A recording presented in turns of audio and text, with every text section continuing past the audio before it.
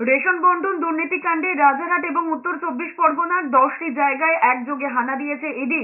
সোমবার রাতে CGO complex থেকে অভিযানে বেরোয় ইডির বিভিন্ন টিম। এরপরই মঙ্গলবার সকাল থেকে কেন্দ্রীয় বাহিনীকে নিয়ে 10 জায়গায় তল্লাশি চলছে। বসিরহাটে প্রাক্তন খাদ্যমন্ত্রী জ্যোতিপ্রিয় মল্লিক ঘনিষ্ঠ বারিক বিশ্বাসের বাড়িতে হানা দিয়েছে ইডি। রাজারহাটে বারিক বিশ্বাসের বাড়ি ও ফ্ল্যাটেও পৌঁছেছে ইডির টিম।